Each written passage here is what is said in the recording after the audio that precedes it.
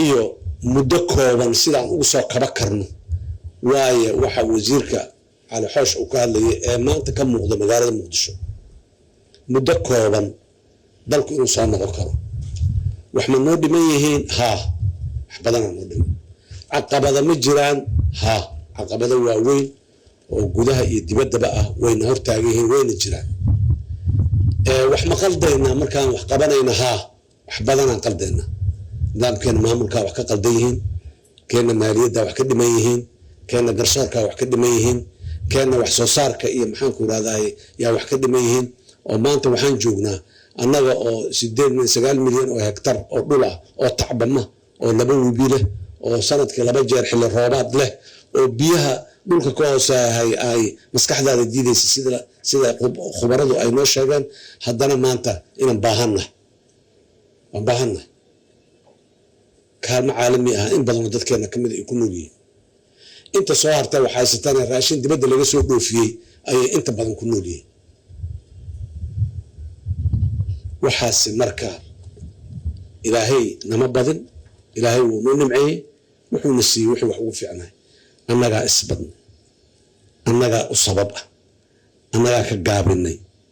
annagaa diidnay inaan maxaanku irahdaye waxaan cunayno aan soo saarno soomaaliya qaybo badan oo adduunka ka mid ahay quudin kartaa marka baddeeda iyo berigeeda iyo xoolaheeda saddexda badda iyo beriga badda iyo beerta iyo barta marka laysku daro qaybo aad u fara badan oo maxaanku rahdaye adduunka ka mid ah ayay quudin kartaa saas inaan gaarin laakiin hal shardi ay leedahay hal shardi oo intan aadan uga gudbi karin intan aadan uga leexo karin oo inaad la timaado shardigaasi ay tahay waa maxay waa dowladnimo dowlad shaqaynaysa oo xooggan inaan helno waay xooggan mugaan leeyahay qoryo waaweyn iyo madaafiic sidata bas ma aha qoryaha waaweyn iyo madaafiic waa qayb ka mid oo loo baahan yahay laakiin dowlad leh institutions hay-ado dowladeed oo xooggan oo shaqaynayo oo sharciga uu maxaanku rahay ku xooggan sharciga ku xooggan inaan yeelano waaye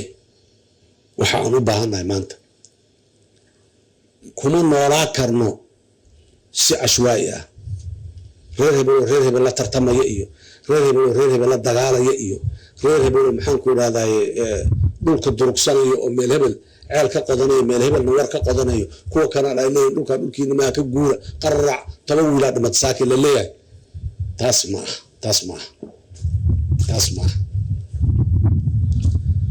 waa dowlad xooggan oo ku xooggan ilaalinta sharciga oo ku xooggan ilaalinta maslaxadda ummadda sidaasina waxay ku imaan kartaa bas hay-ado dhisan oo dowladeed qof kuma imaan karto qofku si kastuu u fiican yahay ma keeni karo kuma filla caqligiisaan keeni karin awooddiisaan keeni karin yani cilaaqaadkiisa intay laga keeni karin laakiin waxa keeni karaa waa hay-ado dowladeed oo dhisan oo xoog leh waaye waxa keeni kara waxaas waa sidaas walaalayaal midda aan mar walba ku celcelinno oo meesha aan u bugno oo maanta aan ugu liidanno ee aan ka dhutinaynahay waa siyaasadda soomaalidu shirkadaha waa nidaamsadeen ganacsiga waa nidaamsadeen wixiiba jiro oo wax soo saar iyo waa nidaamsadeen way leeyihiin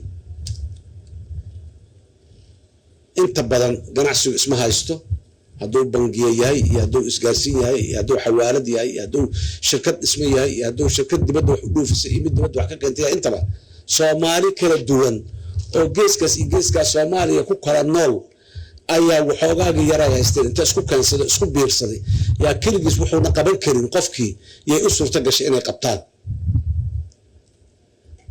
sidoo kale dowladnimadana markaan isku keensanno sidaas ah waxaanan anigu qaban karin oo qof qaban karin oo qabiil qaban karin